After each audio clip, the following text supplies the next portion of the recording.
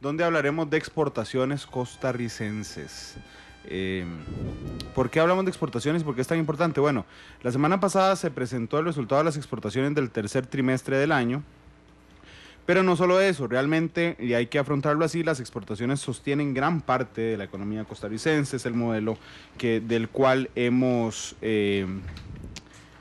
vivido y decidido vivir desde mediados de los 80, bueno, desde mediados de los 80 en el sistema agroexportador, pero después en una economía absolutamente insertada en el ámbito mundial prácticamente desde el inicio del siglo XXI. Es por eso que hoy invité a don Alexander Mora, el ministro de Comercio Exterior, que nos acompaña aquí en Matices. Don Alexander, bienvenido a Matices, ¿cómo le va?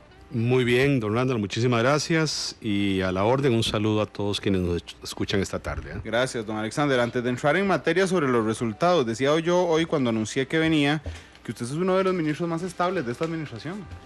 Ya casi se fue invicto. Le quedan 6 meses. Bueno, vea, yo creo que esto tiene mucho que ver, don Randall, con que Costa Rica ha hecho del comercio exterior y del modelo de apertura comercial, pues, una política de Estado, ¿verdad? Y por lo tanto, una de las áreas en las que uno ve una estabilidad importante es justamente esta área, ¿verdad? El área de comercio exterior. Si usted ve hacia atrás, prácticamente este no es un ministerio en el cual haya grandes cambios, el kilometraje de un ministro es relativamente extenso, ¿verdad? Y salvo un par de pequeños cambios que hubo en algunos momentos, pues en general yo creo que no es un mérito mío. Si usted ve para atrás, mis colegas casi todos han durado todo el periodo. Tal vez sea que el Ministerio de Comercio Exterior está alentado en una decisión de Estado, de la economía que decidimos escoger como Estado, no como gobierno. Sí, creo que eso tiene mucho que ver, y tiene mucho que ver también, don Randall, el que el Ministerio de Comercio Exterior es el ministerio más joven. O sea, su ley constitutiva es prácticamente la más joven de cualquier ministerio del gobierno central. Y eso le significa al Ministerio de Comercio Exterior, pues, de alguna manera, estar más actualizado en relación a las circunstancias, porque fue creado en la segunda mitad de los 90, pero pensando en el modelo de economía globalizada que ya se perfilaba del siglo XXI. Entonces también es un ministerio que tiene un diseño institucional y una estructura y una serie de elementos bastante acordes con las necesidades que tenemos hoy. Y eso creo que le da al ministerio también una estabilidad interesante. Sí, sin duda alguna, pero además es interesante, don Alexander, y ya casi vamos a entrar a hablar de exportaciones, pero no me perdonaría hacer esta reflexión al inicio del programa, tomando en consideración que quedan pocos meses, pero es interesante, usted no viene del riñón del partido gobierno. Digamos, usted es uno de los externos en los cuales confió el presidente de la República para asumir uno de los ministerios que por joven no lo hace menos importante. Bueno, a ver, yo vengo, mi background está en el sector privado, ¿verdad? Y efectivamente nunca milité activamente en ningún partido político. Y bueno, lo que uno tiene que tener muy claro es que cuando uno acepta una invitación como la que yo acepté del presidente Solís, que es la invitación probablemente más gratificante que he tenido en mi vida profesional, uno sabe que uno viene a jugar en un equipo y a jugar para el equipo. Y por lo tanto, si uno asume eso correctamente, creo que puede avanzar. Y otra cosa, don Randall, que hace unos días, por cierto, compartía con la nueva embajadora de los Estados Unidos. Ella viene también del sector privado, ella es una empresaria del sector de seguros.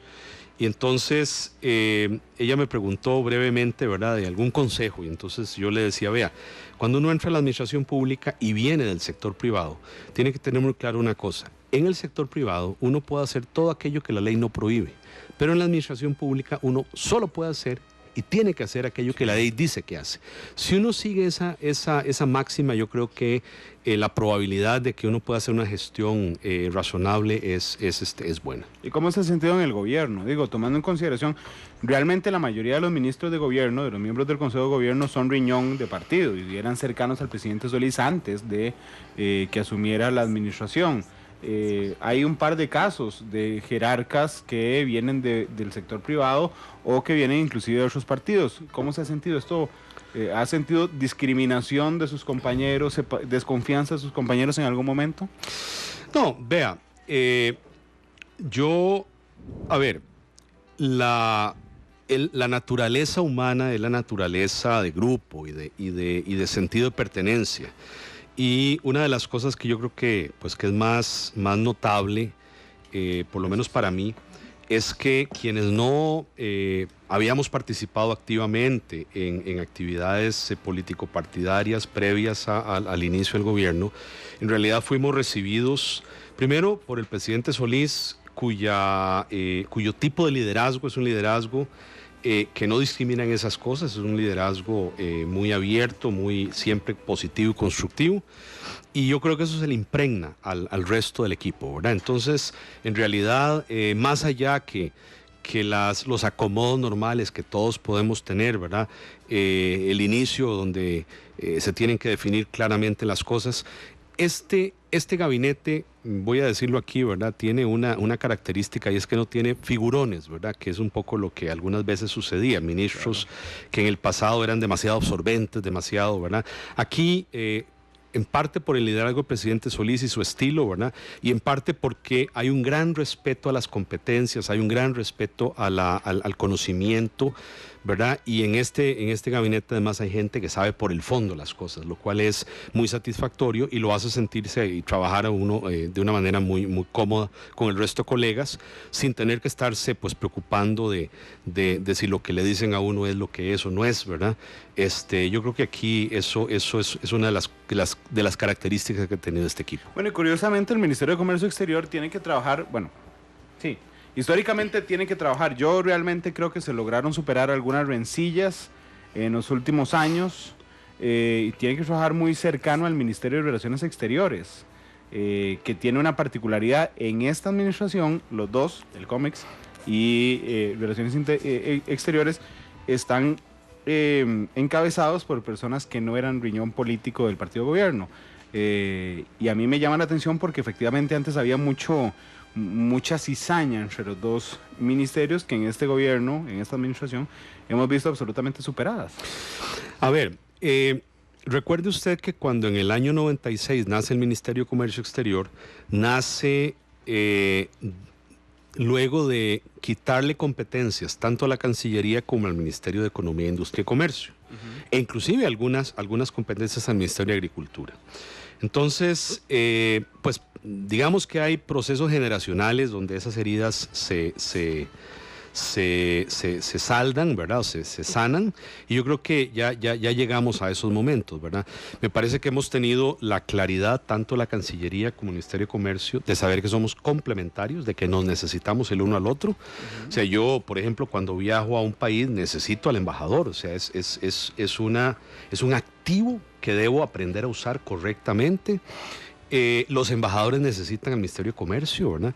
Y lo mismo creo que sucede en mi caso con el canciller. Nosotros tenemos mucha claridad de a dónde tenemos que estar juntos o a dónde somos complementarios. Y cuando hay áreas en las cuales, digamos, pues hay posibilidad de conflicto, típicamente pues las hemos podido resolver.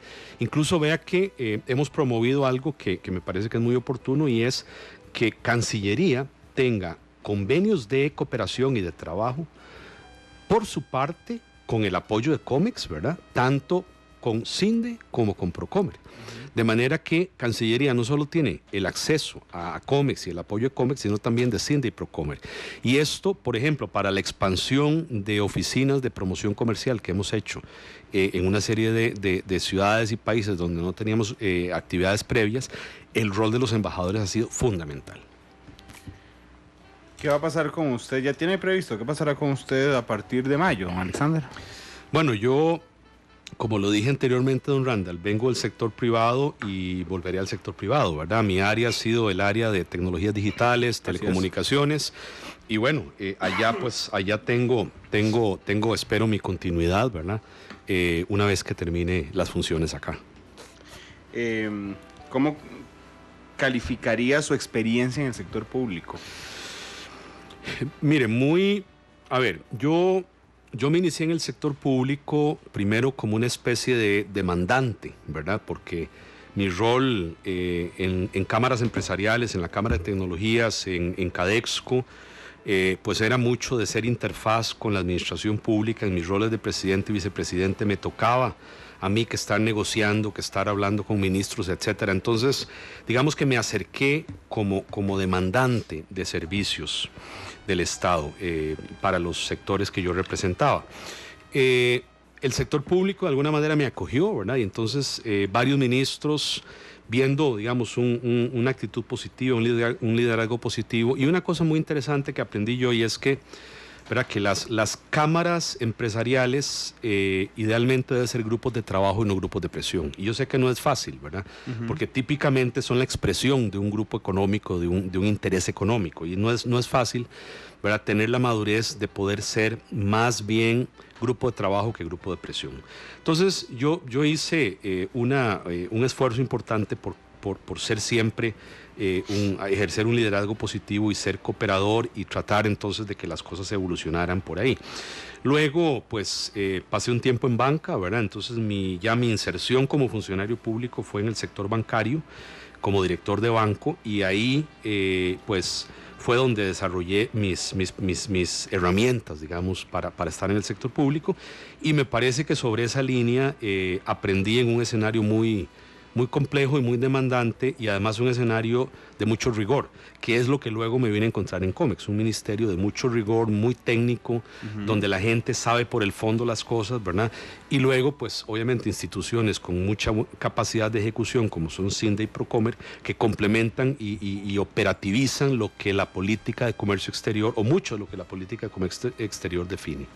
Sí, pero de hecho es muy interesante porque un día de estos que vino don Elías Oley, que vino junto con el director de Pitra de la NAME, Luis Guillermo Loría, y con Federico Villalobos, experto en contratación administrativa y de obras en infraestructura, traían una propuesta para convertir al MOP, que ellos están trabajando como un grupo de ciudadanos, y cada 5 minutos ponían de ejemplo al COMEX, porque lo que querían era generar ellos desde el Ministerio de Obras Públicas y Transportes 2 brazos ejecutores. La forma en que está diseñada el COMEX es muy interesante, porque está el COMEX que encabeza, pero tiene 2 brazos operativos. Uno Procomer, ¿verdad?, que promueve las exportaciones, y el otro CINDE, que atrae las inversiones. Entonces, efectivamente, digamos, la política se rige desde el COMEX, pero tiene 2 brazos operativos muy fuertes, muy independientes, don Alexander, y muy despolitizados, además. Sí, así es. Vea que, por ejemplo, en la Junta Directiva de Procomer, pues el único funcionario público que está ahí sentado soy yo, ¿verdad? Y el gerente de Procomer, que no tiene voto. Pero los otros 8 miembros de la Junta son todos privados, ¿verdad? Y en CINDE el 100% son privados, ¿verdad? Ni siquiera está el ministro. Sí. Entonces, es una combinación. Yo ¿verdad?, no estoy tan claro que para obra pública, digamos, uno pueda pensar en un modelo tan así, ¿verdad? Tan replicado de lo que tiene Comex y Procomer. Lo que sí es muy interesante de anotar en la línea de lo que usted menciona, don Randall, es que si usted ve, CINDE está hoy catalogada como la mejor promotora de inversión del mundo, según el modelo de madurez institucional del Instituto de Comercio, del Centro de Comercio Exterior, que es una organización gestionada en conjunto por Naciones Unidas y por la Organización Mundial de Comercio. Procomer está rankeada ya por 3er año consecutivo como la mejor promotora de comercio del mundo, ¿verdad? Okay. Y bueno, y yo, digamos que no puedo jactarme con Comex, ¿verdad?, de esto, porque no hay rankings para esto a nivel internacional, pero bueno, este año, en el índice de transparencia institucional de la Defensoría, Comex fue el ministerio que salió mejor rankeado, y en el índice de gestión institucional de la Contraloría, ¿verdad?, obtuvimos nota perfecta, fuimos el ministerio también mejor rankeado. Entonces, de alguna manera, como que el modelo y la forma como se ha gestionado y se ha gerenciado y liderado este sector ha permitido que cada una en su campo, cada una de las 3 instituciones en su campo sobresalga y haya logrado probablemente establecer un conjunto de mejores prácticas que nos está permitiendo además como grupo tener una serie de aciertos y una serie de posibilidades que sí creo que deben ser conocidas y valoradas para ver si se pueden replicar en otras partes de la administración. De hecho, le voy a contar que hace un mes más o menos, en una de las pocas experiencias de matices fuera de la cabina, fuimos a la feria del Procomer. A la BTM. Sí, a la BTM, y fue impresionante, porque dentro de las cosas que compartí en ese momento con don Pedro Beirute, el director de Procomer, que me llamó la atención después del programa, le dije, mira, aquí no logro ver ningún tinte político en nada. Me dijo, no, para nada, el ministro vino, creo que usted la inauguró. No, el viceministro, yo no estaba. El viceministro lo inauguró. Sí. Efectivamente, y listo, pero digamos, ahí usted ve las fuerzas privadas trabajando y ve a todo el mundo con una sonrisa. Las experiencias que yo logré recabar de las personas, de los exportadores que estaban ahí por primera vez o repitiendo, era realmente impresionante. ¿Verdad? Que era el motorcito, digamos, el Procomer es el motorcito que hace a la gente que logre exportar. Y por otro lado, cuando hemos tenido a Hacienda aquí en el programa, es el motorcito que jala para que nos pongan el ojo encima para invertir. Entonces, efectivamente, son dos brazos diferentes, ejecutores, pero que hacen de alguna forma muy interesante el papel del COMEX, y cruzado, ahora sí, con el Ministerio de Relaciones Exteriores. Sí. Claro, en las oficinas de negocios entiendo que un montón de países está en la embajada. Así es, están en la embajada, y una cosa, don Randall, que hemos hecho también es que hemos creado dentro de COMEX una nueva dirección, que es un grupo pequeñito, es un grupo de apenas 7 personas en este momento, pero que es el grupo que tiene como responsabilidad vincular de manera muy táctica, muy directa, la política de comercio exterior con el mercado interno. Lo que hemos hecho aquí básicamente es establecer, crear un interfaz, un nexo que no existía en COMEX, así, especializado, existía ad hoc, existía porque había que hacerlo, pero no existía un nexo dentro de COMEX cuya tarea fuera mejorar justamente la dinámica de coordinación y de interacción entre el comercio exterior y la economía interna. El MEIC, el MAC, el Ministerio de Trabajo, el Ministerio de Ciencia y Tecnología, el Ministerio de Educación. Entonces, estamos además creando ese nuevo brazo, que en este caso es político, ¿verdad? Está dentro del ministerio, cuya tarea es vincular las políticas de comercio exterior con las políticas de fomento productivo interno, que es parte de lo que tenemos que hacer para poder cerrar la brecha, ¿verdad?, de las famosas dos Costa Ricas, ¿verdad?, la que está globalizada y la que está inmersa todavía en el mercado doméstico. Sí, pero vamos a ver, en la lectura correcta de los tiempos sigue siendo un trabajo muy demandante. Hace, no sé, 20 años luchábamos como país en buenos términos en, por ejemplo, jalar inversión, ¿verdad?, de países que se fijaban, por ejemplo, decían, bueno, vamos a ver, tenemos a Centroamérica, al Caribe y a una parte de Sudamérica, ¿a dónde invertimos? ¿Verdad? Y ahí, ese eran nuestros rivales, éramos la CONCACAF. O sea, los países que querían invertir en la CONCACAF tenían que ver solo estos países. Y nosotros exportábamos normalmente a los países de la CONCACAF, incluyendo a los Estados Unidos. Pero de un momento a otro, la FIFA del Comercio Internacional nos dijo, no señores, aquí van todos contra todos. Igual de competitivo es Vietnam, que está al otro lado del mundo, que ustedes. Y esto ha generado que la inteligencia comercial sea realmente un tema que a mí me llama mucho la atención. Es decir, ¿cómo logramos ser nosotros, para una empresa domiciliada en Alemania, por ejemplo, cómo logramos ser un foco de atención de inversión compitiendo con Vietnam, con la India, con Singapur, con Colombia, con Nicaragua, con una isla del Caribe? ¿Cómo logramos que entre todos esos países sea Costa Rica? Y la única forma es justamente de ser inteligentes a la hora de planear nuestras legislaciones locales. El día que estuve en el BTM de Procomer, le preguntaba a algunos exportadores si la exigencia de la legalidad costarricense no hacía nuestros productos más caros. Una legislación laboral muy fuerte, mucho más que estos países que le nombré, ¿verdad? Gastos operativos más caros, que tienen que ver con la electricidad, requisitos ambientales fortísimos, y me decían, no necesariamente. Eso puede incrementar el precio de los productos, pero también incrementa el valor de los productos que nosotros generamos, ¿no, Alexander? Sí, sí, hay tal vez dos reflexiones en esta línea. Si usted ve hoy, don Randall, cuando nosotros hacemos el seguimiento de los proyectos de inversión o de las empresas con las que CINDE ha estado trabajando para tratar de convencerlas en venir a Costa Rica, lo que nos damos cuenta es que la mitad de las veces que perdemos la sede de una de estas empresas es porque esa empresa decidió colocarse en un país desarrollado. Y la otra mitad en países en desarrollo, pero todos países de renta media alta. Casi no perdemos contra, ¿verdad? Porque con nuestros iguales. Exacto, con nuestros iguales. Los que juegan en nuestra liga, digamos, en la liga de abajo ya prácticamente no estamos participando.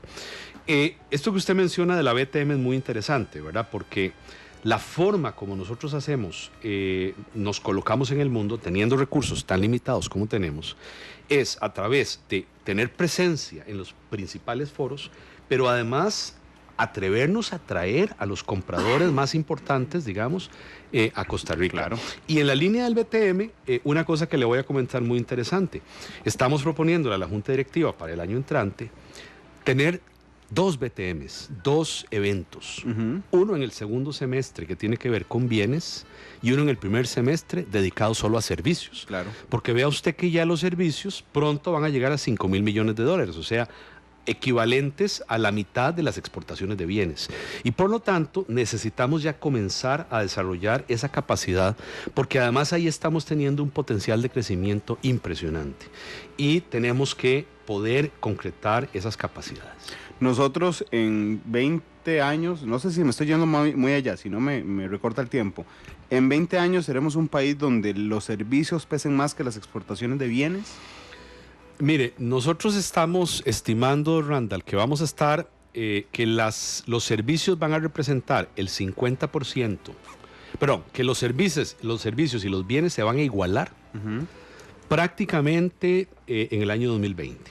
O sea, ya casi. Que en el año 2020 ya sean iguales. Vea que para este año 2017, la meta exportadora total es de $19,900 millones entre los dos sectores, bienes y servicios.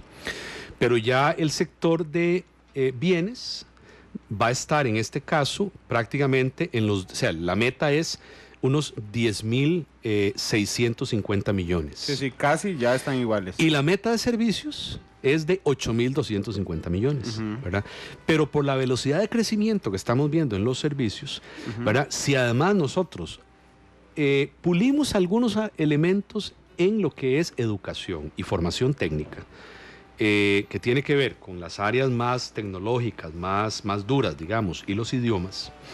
Eso que usted menciona de que inclusive el país puede exportar más servicios, ¿verdad? Ya se va a consolidar como una tendencia hacia el futuro. Creemos que muy temprano en la próxima década, pero hay que hacer esa tarea, ¿verdad? Porque hoy don Randall, nosotros podemos estar en un año generando entre 6 y 7 mil empleos nuevos, pero podríamos estar generando 18, 20 mil si tuviéramos el recurso humano apropiado. Si tuviéramos la gente para llenar esos puestos. Así es. Sí que es curioso, si usted está en casa y dice, ¿cómo no tenemos la gente si hay un montón de desempleados? Porque tienen perfiles especiales. Y por eso es que don Alexander hablaba justamente del tema de educación. Siempre que viene usted hago el mismo ejercicio en la mañana. Le pregunto a algunos compañeros aquí en el edificio qué es lo que más exporta Costa Rica. Que si van a otro país y tienen que llevar un souvenir de lo que Costa Rica significa, así como se lleva el café de Colombia a otros países, así como se lleva el vino de Argentina, por ejemplo, o el vino chileno a otros países, ¿qué llevarían de Costa Rica? Y todo el mundo me dijo café. ¿Qué café sigue siendo un importante producto de exportación? Y le dije, otro más, banano. Todo el mundo me dejó por fuera los dispositivos médicos, que ahorita lo vamos a ver, pero sigue encabezando la lista de bienes que se exportan. Lo que pasa es que dentro de 10 años vamos a poner una foto en el aeropuerto para que nos lleven de souvenir en las fotos, porque vamos a hacer los servicios, justamente lo que caracterice el comercio exterior costarricense, don Alexander. Así es. Yo creo que, a ver, Costa Rica tiene, don Randall, una gran virtud, y es que nosotros asumimos muy temprano, mucho más temprano que la gran mayoría de los demás países, la realidad de que el mundo iba a ser global. Cuando en los años 80 Costa Rica tuvo que abordar el modelo de economía abierta, que en esa época tuvo que ver con la reducción unilateral de aranceles, ¿verdad?, para insertarse al mundo. Desde ese momento el país comenzó a orientarse con un modelo que le permitió al país muy temprano hacer una diversificación tanto de productos como de mercados. Y vea que eso ha sido probablemente una de las grandes bendiciones, ¿verdad? Porque hoy uno ve países que están cuyas dependencias de exportación son en el orden de 2/3 o un 70% de mercados muy grandes, muy importantes, pero que cuando esos mercados entran en dificultades, ¿verdad?, esos países entran también en dificultades. Nosotros, en cambio, tenemos una diversificación donde exportamos casi 4.500 productos y servicios a más de 150 mercados. Y eso nos permite a nosotros, entonces, que cuando un mercado se pone difícil o una economía se pone lenta, pues ese producto que antes iba ahí, ahora tenemos una gran cantidad de otros mercados a donde colocar. ¿Cuántos productos, don Alexander? 4.000, casi 4.500, don Randy. Okay. ¿En cuántos países? A 150, un poquito más de 150 países. Okay, sí, es una enorme diversificación. Es una gran diversificación. Es decir, voy a usar un competidor, pero Colombia exporta café, digamos, pero está muy arriba en la tabla de exportaciones colombianas. Es decir, las otras cosas que exporta está muy abajo, es casi una monoexportación. Bueno, si usted revisa las estadísticas comerciales de los países de América del Sur, todos, prácticamente todos, ¿verdad?, estamos hablando de que el 80% de su producción son minerales y granos básicos, claro, ¿verdad?, que son, digamos, lo que se conoce como commodities, ¿verdad?, que son productos donde hay muy poco valor agregado, prácticamente nada, y donde la discusión es por precio. Nosotros sí tenemos algunos productos con esas características, pero hemos ido, ¿verdad?, sofisticando. Incluso vea usted el mérito que tiene el café o el banano de Costa Rica o la piña, que son productos agrícolas, ¿verdad?, que los exportamos todavía muy rudimentariamente, con muy poco valor agregado, ¿verdad?, pero cuya calidad ha venido ganándose los mercados y nos ha permitido a nosotros, el caso del café, cobrar un premium, cobrar unos precios muy por encima del promedio de los otros países, claro, aunque nuestra producción es relativamente baja, pero nos hemos ido enfocando en nichos, ¿verdad? Y claro, eso es fundamental para un país pequeño. Que tiene que ver con inteligencia comercial, porque ojo las commodities, para que la gente que nos escuche y nos observa también siga el argumento de la conversación. Pero pongamos el ejemplo del petróleo, ¿verdad? Venezuela exporta petróleo, México lo hace, Brasil lo hace, de esta parte del mundo. Ecuador, sí. Sí, pero digamos, no hay un petróleo mejor que el otro. No. Es decir, usted no compra petróleo verde en Venezuela, rojo en Brasil, amarillo en Colombia, no vende un petróleo que es más eficiente en alguno de esos países, simplemente es petróleo. Igual que el arroz es arroz, igual que los frijoles son frijoles. Por eso se conocen como commodities. Exactamente, usted no puede hacer algo diferente. Así es. Entonces simplemente se ajusta a los precios internacionales. Usted no le puede, si Venezuela dijera, mira, tenemos un combustible ahora que rinde el doble, entonces seguramente será mucho más caro que el resto de combustibles. Costa Rica no, Costa Rica le agrega ese valor agregado, entonces dice, vamos a ver, no solo exportemos café de primerísima calidad, un nicho en específico que son consumidores en otras partes del mundo que gustan de un café de altísima calidad. Sí, así es. Y si usted lo ve, bueno, café es un caso, vea el caso de piña. De piña, la variedad de piña que se da en Costa Rica es una variedad que claramente es la más exquisita de todas. Usted no encuentra otra piña, ni la hawaiana, otra piña que tenga el grado de dulcicidad, digamos, que tiene la piña nuestra, ¿verdad? Y eso la hace tremendamente atractiva, ¿verdad? Y en el caso del banano, igual, ¿verdad? Yo ahora que he estado pues involucrándome más con el sector bananero, porque hemos estado trabajando con ellos, sobre todo de frente a los retos que vienen con la salida del Reino Unido de la Unión Europea, ¿verdad? Que es, digamos que es un quinto del mercado bananero europeo, pues uno se da cuenta de que conforme uno trabaja con ellos, se da cuenta del enorme, primero, la gran productividad que tienen, segundo, las variedades, ¿verdad? Tercero, las buenas prácticas, la disciplina, el apego a ciencia y técnica con la que se produce banano en Costa Rica, que es lo que se ha venido extendiendo en otros cultivos agrícolas, y es lo que ha permitido que se diera esa primera ola de diversificación, que fue la ola de diversificación que vino con aquel famoso programa Volvamos a la Tierra, que fue diversificar y exportar productos no tradicionales agrícolas inicialmente, ¿verdad? Claro, porque al principio era solo café. Al principio era, bueno, recuerde que al principio era solo café, después entró el banano, ¿verdad? Y esos dos, pues, fueron los dominantes, ¿verdad? El 80-20 eran, el 80 era café banano, ¿verdad? Y ya luego se diversificó un poquito a carnes, ¿verdad? Tabaco, azúcar, ¿verdad? Algunas otras cosas que se fueron agregando. Pero finalmente, para los 80 estábamos hablando de una veintena de productos, claro, que se exportaban probablemente a otra veintena de países, ¿verdad? Y, sí, claro, y toda esa transformación que ha habido es realmente crítica. Recuerde, yo siempre menciono esto, ¿verdad? Hoy Costa Rica, con el Tratado de Libre Comercio que estamos suscribiendo ahorita en diciembre con Corea, tiene acuerdos de libre comercio con 60 países del mundo, y esos 60 países del mundo representan 2/3 del PIB mundial y prácticamente un 40% de la población mundial. Entonces, en escala, somos seguramente uno de los países más abiertos del mundo. Eso tenemos que gestionarlo con cuidado, porque eso tiene otras implicaciones, otros riesgos, ¿verdad? Pero cuando usted ve que el comercio exterior, si usted suma exportaciones, importaciones e inversión extranjera directa viniendo a Costa Rica, e inversión costarricense llegó hacia afuera, ya equivale a más que el Producto Interno Bruto del país, ¿verdad? Eso le da a usted la dimensión del peso relativo que tiene para esta economía el comercio exterior. Sí, claro, y en momentos insisto en que la coyuntura internacional es básica en aspectos de estar conectados al mundo. En esta línea argumentativa, don Alexander, ¿cuál cree usted que son los dos principales desafíos de quien asuma a partir de mayo, si usted no continúa, el Ministerio de Comercio Exterior? Vea, un primer desafío importante va a ser terminar de conducir, sobre todo políticamente, el proceso de incorporación de Costa Rica a la OCDE.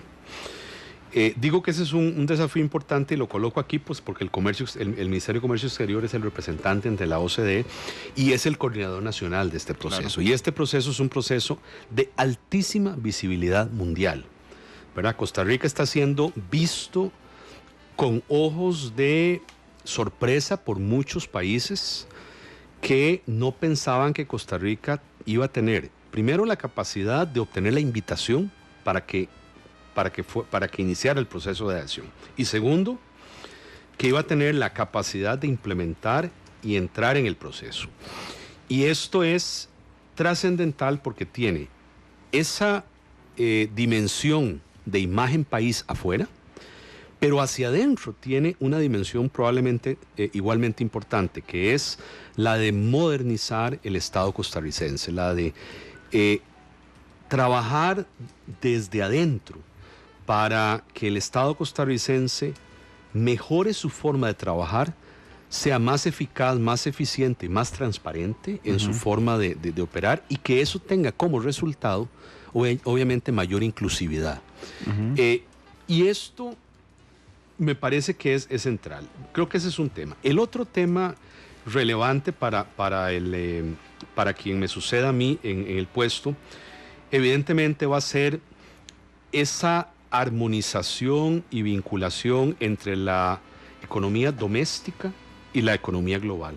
Y cómo hacer que la economía doméstica siga de una manera más fluida, menos traumática, las líneas y las macrotendencias globales.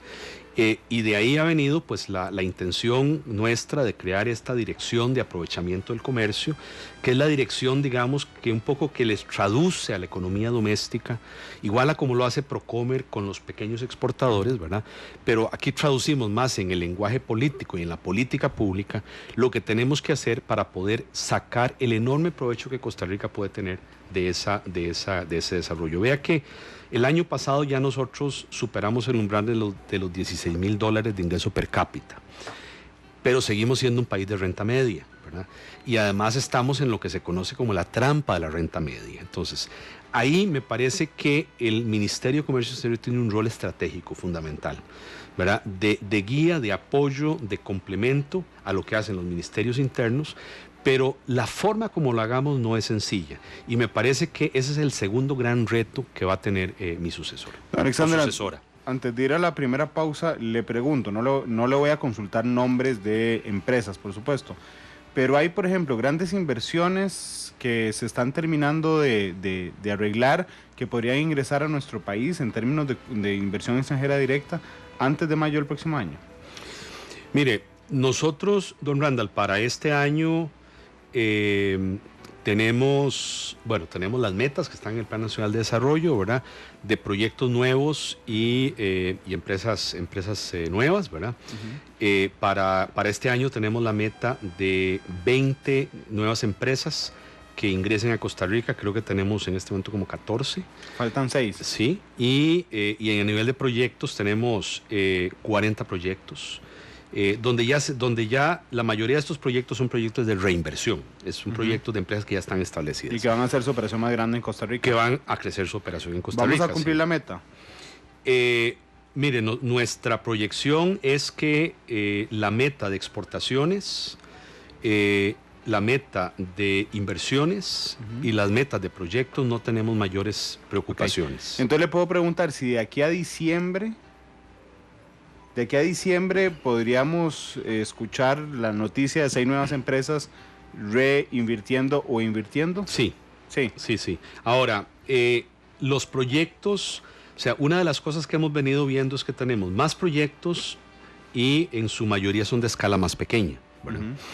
La semana pasada, por ejemplo, que estuvimos con Philips, pues Philips hizo una expansión muy significativa de su planta. Es una empresa que tenía 200 personas, digamos, y que creció a 1.500, ¿verdad? En un periodo corto, pero ya nos decía el mismo gerente de la operación, mire, les hemos dado la tarea de producir en Costa Rica uno de los productos más sofisticados y complejos de nuestro portafolio.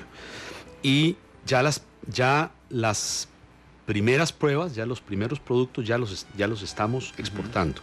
Si esto se hace bien, muy rápido viene una nueva línea, que va a ser todavía más compleja. Y eso lo vemos multiplicarse en muchas empresas. Ahora, claro, digamos, muchas de las diferencias están, don Randall, en que algunas empresas en este momento tienen capacidad ociosa. Cuando viene una nueva línea de productos, se utiliza la misma infraestructura que ya existe, entonces es más rápido. Cuando estamos hablando de una empresa que tiene que construir una nueva planta, etcétera, típicamente es más lento. Y lo otro es el sector servicios, donde en realidad la restricción en el sector servicios, como ya lo dije anteriormente, es la gente. Y es donde yo siento que tenemos probablemente la mayor brecha de todas, ¿verdad? Ahí y en infraestructura, hay que ser claros. Son las dos áreas, sobre todo infraestructura vial y recurso humano, son las dos áreas en las que tenemos el mayor reto, y probablemente el tercer reto, ¿verdad? Como sistémico, evidentemente, es la burocracia y todo el tema de trámite. Usted lo llama reto, yo lo llamo debilidades. Todo es una cuestión del matiz de donde se mire. Pero lo cierto entonces está que las mayores debilidades costarricenses a la hora de luchar contra el mundo es la preparación de la educación de la gente especializada, la infraestructura vial y la burocracia. Sí, señor. Esos tres. En esos tres son esencialmente los grandes retos. Vamos a empezar a hablar, vamos a ver, voy a pedirle un dato general de bienes y de servicios, que son las exportaciones en el tercer trimestre, que entonces son a agosto. A septiembre. Ok. A septiembre. En términos generales, bienes y servicios, ¿cuánto exportamos, don Alexander? A ver, en bienes exportamos 8.089 millones. Y eso significa un crecimiento del 9%. Y en servicios exportamos... Eso significa, perdón, comparado al año pasado, al mismo periodo del año pasado. Comparado a los primeros 12 meses del año, acumulado a septiembre. Y en servicios, aquí hay que hacer una aclaración. Fueron 4.656 millones, pero eso es al 30 de junio. Eso corresponde al primer semestre nada más, porque... por la metodología como el Banco Central calcula los servicios, contabiliza los servicios, va con un delay, un atraso de 3 meses. quiero hacer una aclaración, ¿verdad? Estos datos, quien los contabiliza y los provee es el Banco Central, Sí. no es el Ministerio de Comercio. Nosotros recibimos la base de datos del Banco Central cuando el Banco Central hace pública para todo el mundo. Y nosotros lo que hacemos es que hacemos sobre eso el análisis ya detallado de qué es lo que esa base de datos nos da, y de ahí salen estos números. Ok. Entonces, ahora sí vamos a bienes. Tenemos un crecimiento de 9%. Esto es muy interesante porque aunque al inicio de la conversación decíamos que va a llegar el momento en el que los servicios van a sobrepasar a los bienes, no significa que los bienes han dejado de crecer. No. Significa simplemente que los servicios crecen con mucha más rapidez. Así es. Porque digo, un crecimiento de 9% en bienes es muy bueno. A ver, pero vea que en este caso, ¿verdad? Incluso en este caso, los servicios crecen un poco menos que los bienes. Y esta es una cosa, ¿verdad? Por ahora todavía típica, porque por la metodología de servicios, ¿verdad? La contabilidad de los servicios, los bancos centrales, por norma internacional, la mantienen abierta 2 años y hacen ajustes. Entonces, vea qué interesante. Nosotros cerramos el año pasado con un dato de servicios, ¿verdad? Pero resulta que este año, el año pasado nosotros, para el primer semestre del año pasado, habíamos exportado 4.421. Este año fueron 4.656. Sin embargo, esos 4.421 tienen un ajuste de casi 350 millones de dólares que el Banco Central les hizo este año, porque encontró diferencias y las ajustó el año pasado. Entonces, este dato de 4.656 millones, muy probablemente, viendo los ajustes que el Banco Central hace históricamente, probablemente es un dato que está por debajo del dato real. Pero vamos a tener que esperar a que el Banco Central siga haciendo sus cortes trimestrales para ver cómo se ajusta. Claro, pero el ajuste fue más de un 10%. Exactamente, fue un ajuste muy fuerte, así es. Dice el informe que es importante mencionar que a nivel mundial los principales socios comerciales de Costa Rica se han estabilizado. Sí. ¿A qué se refiere eso? Bueno, se refiere, don Randall, a que si uno lo ve, digamos, de manera gradual, nuestro principal socio comercial es los Estados Unidos.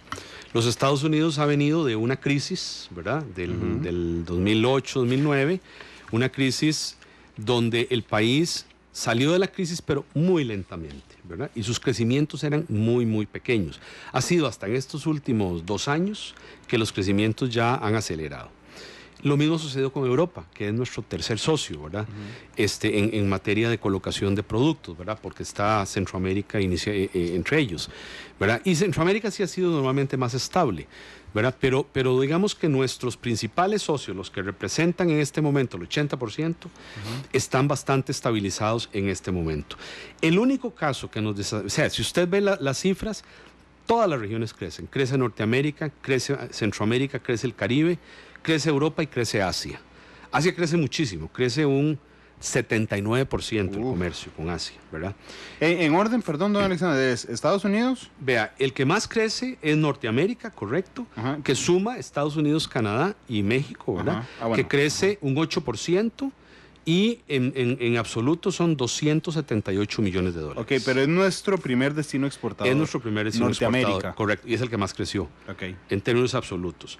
¿Verdad? Ahora, en términos, el que sigue, que crece 176 millones, es Asia, principalmente China.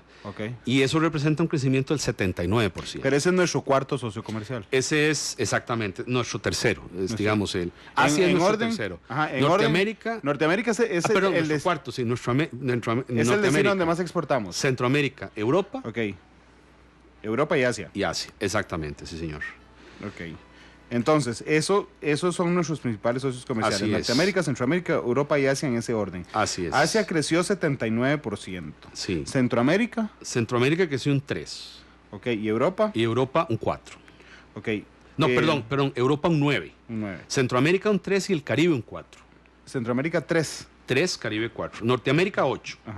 Asia 79. Europa 9. Centroamérica 3 y Caribe 4. Yo tiendo a ser muy competitivo, entonces me encanta la competencia en estos sentidos. ¿Cuánto le falta a Asia para pasar a Europa?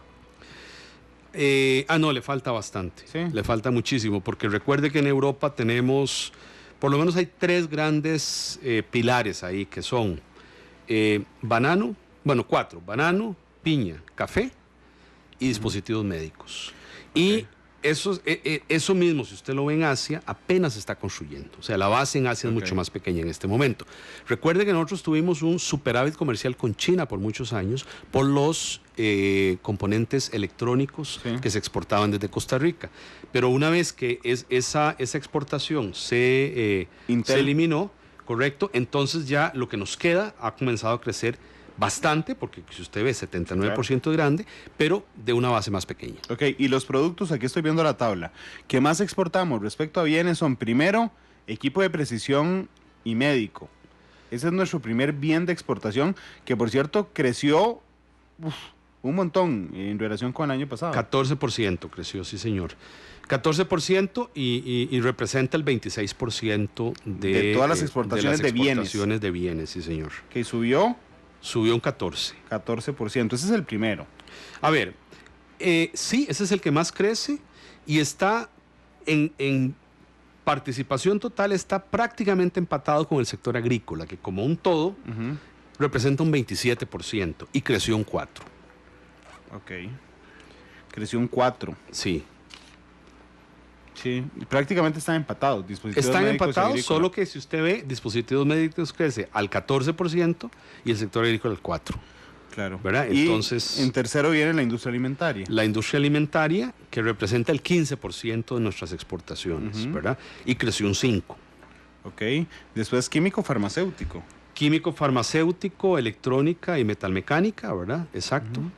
Que crecen un 6, un 11 y un 34%. Metalmecánica creció interesantemente, ¿verdad? Y esos casi representan lo mismo, 6, 5 y 4% del total de exportaciones de bienes. Nuestros tres pilares en exportación de bienes son dispositivos de equipo de precisión y médico, agrícola y alimentaria. Así es. Sí, ahí están nuestros tres caballitos de batalla en cuanto a exportaciones, pero también está lo electrónico, lo farmacéutico, la metalmecánica, el plástico, pecuario y pesca, caucho, textiles, cuero y calzado. Sí, vea qué interesante. El resto de manufactura, manufactura química, eléctrica, electrónica y metalmecánica, si uno la suma, es otro 14%. Ok, sí. 15%. De hecho, es igual a industria alimentaria. Claro, pero tomando en consideración los dispositivos médicos, lo agrícola y la alimentaria juntos, prácticamente tenemos el 70%, un poquito más de hecho, 3/4 partes de las exportaciones costarricenses. Sí, o sea, la base industrial de nuestras exportaciones es innegable y es parte de la transformación que hemos tenido también, porque es una base industrial que ya no está protegida, ¿verdad? Que ya no está protegida con aranceles, que está en libre comercio, ¿verdad? En el mundo. Y además es una cosa, y aquí quiero hacer también una observación, don Randall. A mí algunas veces me critican y dicen que yo soy un poco el ministro de los importadores. Bueno, es que como usted bien lo dice, resulta que para esta manufactura industrial que representa casi el 70% de nuestras exportaciones, hay una cantidad importante de insumos importados que tienen que venir al país para poder exportar. Por eso es que, ¿verdad? Para COMEX es cada vez más importante ver los dos lados de la ecuación, la exportación y la importación, ¿verdad? La importación, que es casi que 100% de valor agregado nacional. Hay dos exportaciones que son de altísimo valor agregado nacional, ¿verdad? Casi el 100%, que son la exportación agrícola en el sector servicio, en el sector de bienes, y los servicios, porque los servicios son una gran proporción, casi, o sea, sobre el 90% es valor agregado nacional, pero por la misma naturaleza de lo que eso representa, que es el talento, es la capacidad, es el servicio de la gente. Claro. ¿Verdad? Entonces, esas son las dos áreas. Y de ahí la importancia de que nosotros seamos también muy eficientes en nuestras aduanas y en nuestros puestos de frontera. Tenemos que ser eficientes para que los productos salgan rápido, pero también muy eficientes para que los productos entren rápido, porque esa es buena parte del insumo productivo que se ocupa para producir y exportar. El puerto de APM Terminals, que no sé cuándo estará ya listo para entrar a funcionar como se debe. ¿Eso proyecta usted que algún brinco importante en las exportaciones? Vea, la nueva terminal portuaria yo diría que va a tener al menos 3 impactos, don Randall. Uno, sí, sobre las exportaciones, ¿verdad? Porque eso es mejora logística. Deberíamos esperar más rutas más directas desde Moín al mundo, deberíamos esperar más volumen y por tanto un precio más bajo. ¿Verdad? Al poder operar barcos mucho más grandes, casi 3 veces más grandes, Claro. de 4 veces más grandes. Lo que nos hace más hay competitivos nuestros productos. Claro, lo que baja el costo de poner nuestro producto en el exterior. Entonces, ese es la primera razón. La segunda razón es porque Costa Rica está proyectando al mundo un mensaje de modernización en su infraestructura logística. Y eso va a atraer empresas que se van a establecer en Costa Rica a futuro para aprovechar tanto nuestra ubicación como esa mejor infraestructura. Para generar nuestras exportaciones desde ahí, sus exportaciones desde ahí. Sobre todo, en muchos casos, empresa industrial, don Randall, que necesita importar rápido para poder exportar. Recuerde que las cadenas de valor, que es la forma como se organiza la producción de hoy, la producción sobre todo la producción industrial, está distribuida en muchos países. Claro. Y es necesario mover rápido los componentes para ensamblarlos y poder llevarlos rápido al mercado. Entonces, eso se abre. Y la tercera oportunidad que se nos abre con la terminal portuaria es la posibilidad de que Costa Rica se convierta en un hub logístico, en un centro logístico regional, que nos permita todavía más escala. Cuando hablamos de un centro logístico, es que en Costa Rica comience a pasar algunas de las cosas que hoy pasan, por ejemplo, en Colón, o que pasan en algunos puertos de los Estados Unidos, y es que grandes cargas consolidadas llegan ahí se desembarcan y se distribuyen y van a múltiples destinos, pero no van tal cual vinieron. Si usted trae producto, por ejemplo, desde Oriente, lo trae a Limón y resulta que luego lo va a distribuir al Caribe, usted tiene en el Caribe países que hablan inglés, español, francés, danés, ¿verdad? Y entonces lo que va a pasar es que usted tiene que reetiquetar esos productos, les tiene que poner las etiquetas, las presentaciones, les tiene que poner los instructivos, ¿verdad? En esos idiomas, por ejemplo. En muchos casos tiene que hacerles algunas pruebas adicionales, todo eso se haría aquí. Entonces, eso le abre a usted una gran cantidad de posibilidades nuevas de producto, ¿verdad? O sea, de actividad económica que se va a generar ahí. Tenemos un mapeo, esto lo ha estado trabajando el viceministro Fonseca, tenemos un mapeo de unas 112 actividades logísticas que creemos podrían establecerse en el área de influencia de la nueva terminal portuaria. Y aquí es muy importante porque estamos trabajando muy de cerca con la embajada holandesa, sabiendo que Holanda, tanto en Rotterdam como en Ámsterdam, tiene probablemente los 2 modelos de puerto más eficientes del mundo, ¿verdad? Que son modelos donde el puerto sirve como un ancla, pero el puerto es en realidad un elemento, un activo. Después de ahí se desarrolla una gran cantidad de otras actividades productivas que usan el puerto. Y esa es la visión que le hemos venido compartiendo a los colegas de la zona Caribe, ¿verdad? Hoy, de hecho, están allá el director del puerto de Ámsterdam con un grupo de otros holandeses. Cuando estuvimos con el presidente Solís se firmó un memorándum de entendimiento. Bueno, esa es la otra parte que se le abre a Limón. El tema, por ejemplo, de cruceros. Entonces están aquí las autoridades del puerto de Ámsterdam, con quienes esperamos que Habdeba comience a trabajar pronto para crear un plan maestro que nos permita además desarrollar ese otro gran componente que se puede desarrollar en Limón una vez que quede libre, ¿verdad?, el puerto actual de contenedores, porque se va a pasar, digamos, la parte más gruesa a APM, ¿verdad? Y Habdeba reorganice sus capacidades. Habdeba siempre va a tener capacidad de contenedores, para eso están las nuevas grúas que se han comprado y se están instalando, pero bueno, estas grúas se van a instalar en otra parte y va a quedar hoy este puerto que mayoritariamente se utiliza en este campo, va a quedar libre y es donde eventualmente vendrá el área de cruceros. Entonces, este es otro elemento que se agrega, ¿verdad? Y es otro vector completamente distinto, que más lo coordina el ICT, con Habdeba, con las autoridades del puerto de Ámsterdam, que son, digamos, nuestro asesor en este proceso, ¿verdad?, para crear entonces otro pilar, otro polo de desarrollo, digamos, nosotros lo llamamos sector impulsor, otro sector impulsor que es el crucero. Y el crucero, yo esperaría, don Randall, que además en nuestro Caribe tenga otra dimensión como lo hace Ámsterdam. Ustedes, no sé si usted seguramente ha estado en Ámsterdam, pero Ámsterdam tiene 2 puertos en realidad. Tiene el puerto de crucero grande que sale a mar abierto, pero tiene el puerto de crucero de río, que son todos estos barquitos que recorren miles de kilómetros por dentro de los ríos europeos y que prácticamente lo pueden llevar a usted hasta Rusia por barco, ¿verdad?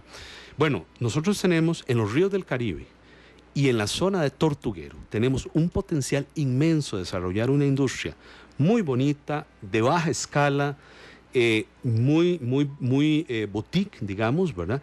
Para replicar un poco esa experiencia y ese éxito que ha tenido Ámsterdam como centro de cruceros, ¿verdad? Y además de ahí, cruceros más pequeños. Y vea que con toda la situación que se ha presentado en las islas del Caribe, ¿verdad? Toda la destrucción de los huracanes de esta temporada, de hecho, tenemos en este momento pues una enorme oportunidad de consolidar al Caribe nuestro y al puerto de Limón como un puerto mucho más intenso de crucero, ¿verdad? Que venga a complementar las áreas puramente que le he mencionado yo en cuanto a bienes y servicios. Bueno, muy interesante. Ojalá que el gerente de puertos de Ámsterdam no se ría mucho cuando encuentre que en APM Terminals hicieron una carretera que terminó a los 100 metros antes de llegar a su destino y estas cosas, producto de la mala planificación de otros ministerios, en este caso del CONAVI en algún momento.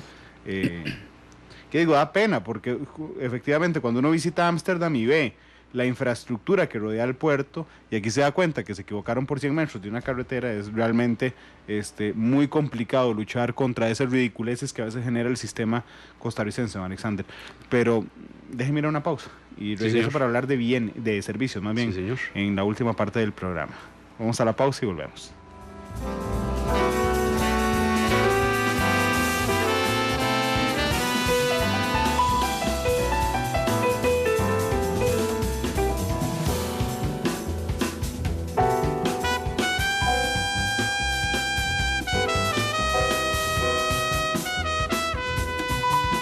Monumental.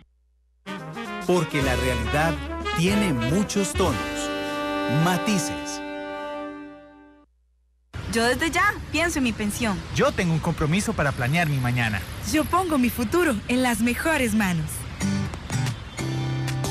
BN Vital le invita a escuchar el microprograma Vivir Bien en todas las emisiones de Noticias Monumental y todos los miércoles la entrevista con un experto de BN Vital. Piense en su futuro, piense en Vivir Bien. Uf, qué cansado quedé después de nadar. Ahora que lo pienso, se puede sudar dentro del agua, pero si sudo no me voy a dar cuenta, porque ya estoy mojado. Al rato no, porque el agua tapa el agua que sale de los poros. Entonces me entraría sudor en vez de salir. Algún día Internet me lo va a responder. Cuando no tiene que preocuparse por el futuro, se puede preocupar por cualquier otro tema. Porque con BN Vital, usted es el dueño de su vida. Estime su pensión en bnvital.com y conviértase en el dueño de su vida. Necesito comprarle un rosario a mi hija. Ay, vamos el lunes, yo te acompaño. Necesito comprar unas imágenes y los lunes las tienen con descuento. ¿De veras? ¿A dónde? En Librería y Bazar Espíritu Santo, aquí cerquita por el Hospital México. Si querés llamas primero, al 2231-0672. Visítenos, tenemos amplia variedad de productos religiosos y regalos para toda ocasión. Aproveche los lunes de descuento en imágenes. Librería y Bazar Espíritu Santo, 2231-0672. Renuncié a mi trabajo para tener mi empresa. Fue una decisión difícil porque además iba a ser mamá. Yo sabía que esa decisión no solamente me iba a afectar a mí, por eso la tomé informada. Soy Paula Díaz, soy mamá, diseñadora y pequeña empresaria. Este 4 de febrero tengo que tomar una decisión muy importante, votar, y no se toma a la ligera. Por eso me informo, porque un voto informado es un voto inteligente. Ser responsable con Costa Rica.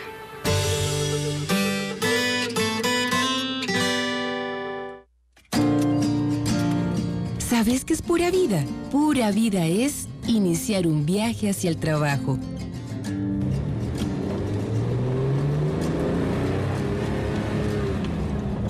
Y saber que cuando vas en el carro, no te vas a brincar el semáforo en rojo, ni rayar por la derecha. Esta vez manejarás con tolerancia y respeto.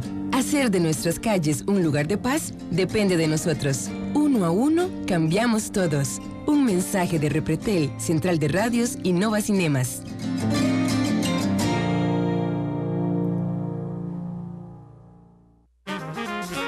Matices, porque la realidad tiene muchos tonos.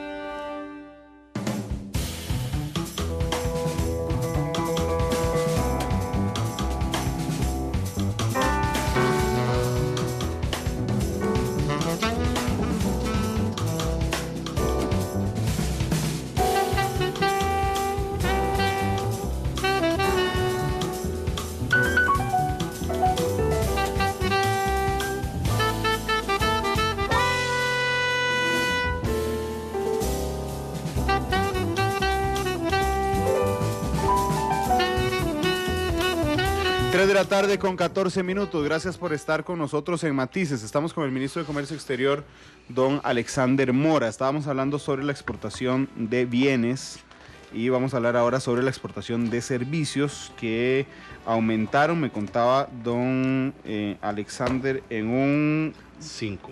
Sí. ¿Cómo nos fue con eso? El primer semestre, ojo, esa es la aclaración, de enero a julio. Sí, señor, de enero a junio, sí, al 30 de junio, 4.656 millones de dólares exportados, un crecimiento del 5%. ¿Qué crece? Bueno, principalmente crecen viajes, servicios empresariales y servicios financieros. Eso es lo grueso que crece.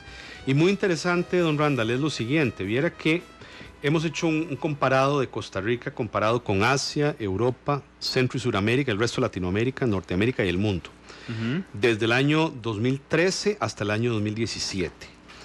Y vea qué interesante, por ejemplo, lo siguiente. El año pasado, Costa Rica creció un 15% en servicios. Asia creció un 1%, Europa no creció, Centro y Suramérica no crecieron, o sea, Latinoamérica no creció, Norteamérica creció un 1%, y el promedio del mundo fue un 0%. O sea que nosotros crecimos 15% mientras el mundo creció 0%. Okay. Este año, ¿verdad? Al corte que tenemos, lo que vemos es que Asia crece un 3%, Europa crece un 1%, Centroamérica y Suramérica, o sea, Latinoamérica 0%, no crece. Norteamérica crece un 4% y el mundo en promedio un 3%. Eso significa que estamos por arriba de todas las regiones del mundo en servicios. Es una muy buena noticia y un gran éxito en general del sector servicios. O sea, significa que Costa Rica crece a mayor velocidad que cualquier otro país. Así es, estamos creciendo por arriba, bueno, por arriba de los promedios de las regiones. Dentro de esas regiones podría ser que haya alguno que en un año u otro esté por arriba, pero en general nuestro desempeño es positivo permanentemente, ¿verdad? Mientras que uno ve que todas las regiones prácticamente tuvieron ceros o negativos. De hecho, cuando agarramos la región latinoamericana es probable que, incluyendo a Costa Rica, los arrastremos hacia arriba. Así es, y vea una cosa muy interesante. En servicios empresariales, telecomunicaciones e informática, esto es un dato sobresaliente, ¿verdad? Costa Rica es el tercer exportador latinoamericano de estas dos líneas. Solamente antecedido ¿por quién? Por Brasil y México. Entonces estamos hablando aquí de que Brasil es un país de 200 millones de habitantes, México es un país de 130 millones de habitantes, Costa Rica es de 5.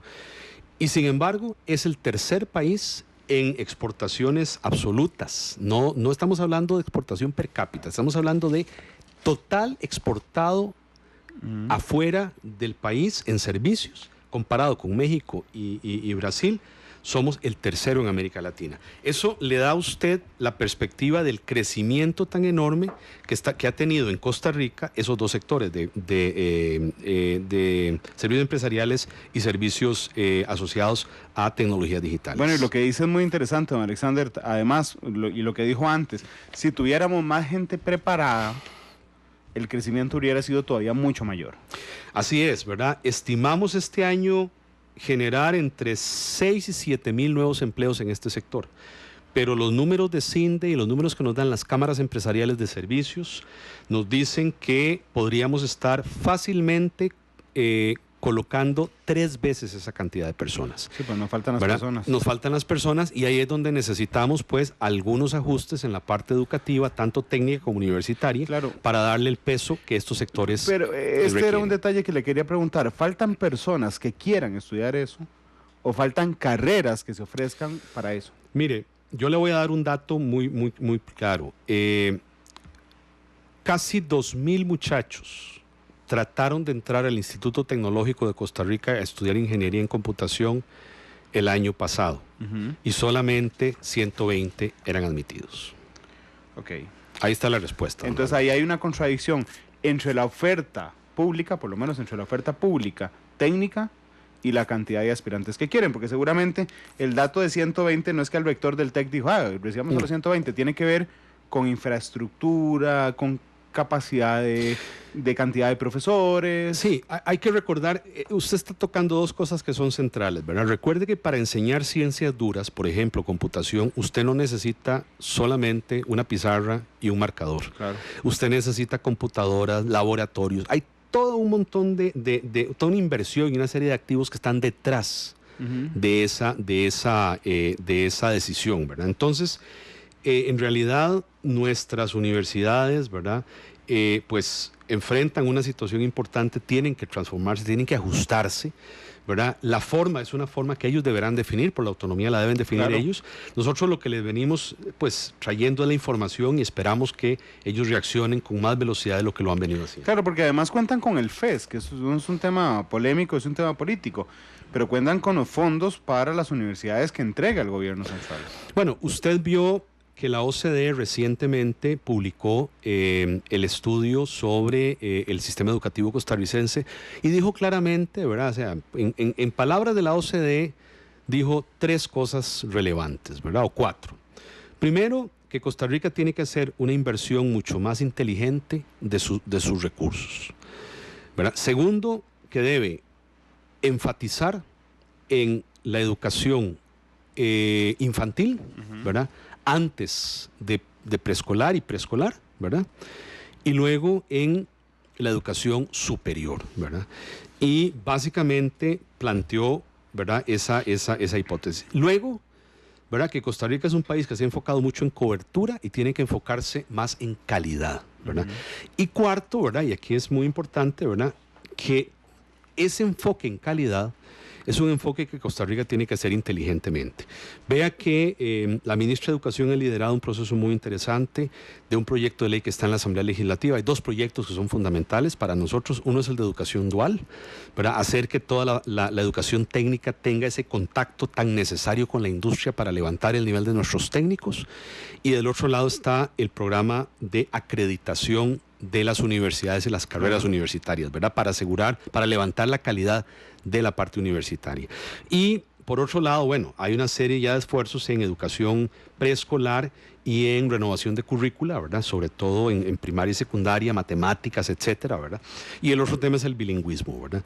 Esas son como las áreas en las cuales la OCDE muy acertadamente planteó sus temas y llamó la atención a todos los actores del sector educativo para que pues lean a fondo el estudio y a partir de ahí pues tomen decisiones. Claro, pero es muy complicado. De hecho, las 2 veces que ha venido a Matices la ministra de Educación Pública, doña Sonia Marta Mora, que por cierto es más fácil traer al Papa Francisco a dar una homilía que a la ministra de Educación, he criticado fuertemente el tema del inglés. Nosotros damos horas y horas y horas de inglés en primaria y salimos sabiendo casi nada en 6º grado después de horas y horas y horas. Es uno de los temas en los que yo creo que hay que aprovechar mejor las situaciones. Quería trasladarle un par de preguntas que hay en redes sociales. Gustavo Araya, que es el expresidente de la Cámara de Hoteles, cuando yo tuiteé hoy que uno de los desafíos para el próximo gobierno será mantener el proceso de inclusión a la OCDE, dice, era uno de los desafíos de este también. Sí, por supuesto. Le quería preguntar si las cosas avanzaron mucho más lento de lo que usted preveía, don Alexander. A ver, lo que ha avanzado más lento de lo previsto es el proceso de aprobación legislativa de algunas reformas que son necesarias para el proceso de la OCDE o reformas que son necesarias para que Costa Rica avance y que la OCDE al momento de hacer sus revisiones y valoraciones ha encontrado que son muy oportunas y las ha incorporado en el proceso de acceso. Nosotros continuamos trabajando con el objetivo de que todo el trabajo técnico que se requiere para que Costa Rica sea ya elegible para ingresar ya directamente como país OCDE quede concluido en esta administración. Esperamos que así sea. Ya llevamos en este momento 6 comités y unos 4 o 5 grupos de trabajo con los cuales tenemos opiniones favorables y esto esperamos que se acelere entre este segundo semestre y el primer semestre del año entrante. Pero lo que sí es muy claro es que los temas que dependen de trámites legislativos son temas que están demorados y por lo tanto eso es lo que yo llamo, esa es la parte política del proceso, ¿verdad? Esa parte política del proceso sí va más lenta de lo que yo esperaba. Okay, y la otra pregunta, nos queda un minuto, será lanza el ex ministro de Comercio Exterior, don Marco Inicio Ruiz, que le manda un saludo además, y le pregunta si usted podría comentarnos algo breve sobre el impacto de la política cambiaria en el cuatrienio. En temas, por supuesto, de exportaciones. Sí, a ver, bueno, como bien sabemos, el presidente Solís fue muy claro desde el principio de la administración en decir que la política cambiaria esencialmente era potestad del Banco Central y que el Ejecutivo, más allá de sugerir y de proponer cosas, no tenía y no tiene, ¿verdad?, los instrumentos legales con los cuales se gestiona la política cambiaria.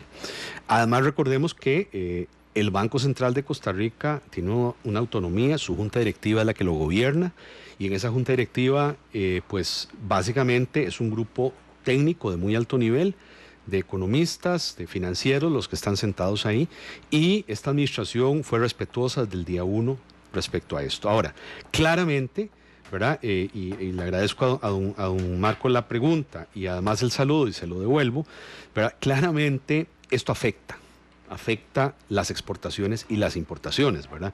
Cuando el tipo de cambio sube, los exportadores por cada dólar que reciben en el exterior reciben más colones adentro de Costa Rica y se les alivia la carga. Pero a la vez, cuando el tipo de cambio sube, ¿verdad?, los importadores, para pagar lo que están importando por cada dólar, entonces tienen que dar más colones para comprar ese dólar. Entonces, aquí, ¿verdad?, a nosotros se nos, ¿verdad?, y como Costa Rica depende tanto de las importaciones como de las exportaciones, como lo expliqué antes, ¿verdad?, el resultado final es un resultado que siempre va a tener ese matiz, ¿verdad? Y por lo tanto, a mí me parece que la política correcta de esta y de otras administraciones es respetar la lógica y el direccionamiento técnico del Banco Central en la lógica de la estabilidad macroeconómica, ¿verdad?, sobre la cual el Banco Central tiene que trabajar por ley y por convenciones internacionales, ¿verdad? Mario, ¿usted cree que me puede regalar 1 minuto y medio? Don Alex, ¿usted cree que pueda contestarme 3 preguntas en 1 minuto y medio? Es que acabo de entrar a Twitter y quiero cumplirles. Zach dice, don Alexander, ¿cómo ven ese crecimiento de servicios ante la automatización y robotización de muchos de estos? ¿Hay un plan B que tenga Costa Rica? Bueno, a ver, el plan A y plan B, desde mi perspectiva, es la educación. ¿Por qué? Porque aquí lo que vamos a ver es que los países que más rápido desarrollen capacidades humanas, que sean capaces de aprovechar la automatización, van a ser los países que van a ser ganadores. ¿Por qué? Porque la automatización hay que gestionarla, hay que desarrollarla, hay que implementarla. Y si Costa Rica logra tener las cantidades de ingenieros, de informáticos, de financieros, etcétera, ¿verdad?, lo que vamos a hacer es poder aprovechar esto y más bien verlo como una posibilidad para ir al siguiente nivel y no como el obstáculo para quedarnos donde estamos. La otra pregunta, Adolfo, ¿se logró solucionar el problema de las lenguas de vacas con Japón? No tengo idea cuál es el problema de las lenguas de vacas. Con Japón nosotros no tenemos en este momento un acuerdo de libre comercio, así que gestionamos en el marco puramente de la Organización Mundial de Comercio y de las normativas fitosanitarias que el país mantiene. No tengo la especificidad al respecto, pero con mucho gusto, si él voy a tratar de ubicarlo y hacer la consulta en COMEX y darle la respuesta.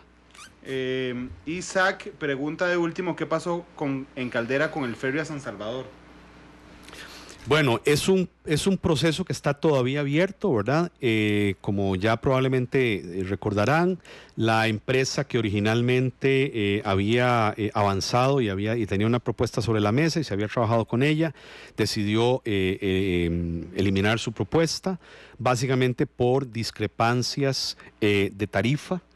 Ellos básicamente pretendían que se les cobraba 0 prácticamente de tarifa en el atracamiento en Caldera. Es un puerto concesionado, no es posible hacerlo, hay una serie de reglas que se tienen que respetar y se ha estado trabajando en otras 2 ofertas, otras 2 propuestas, pero el proceso va lento. No es un proceso sencillo y se nos ha alargado más allá de lo que hubiéramos esperado.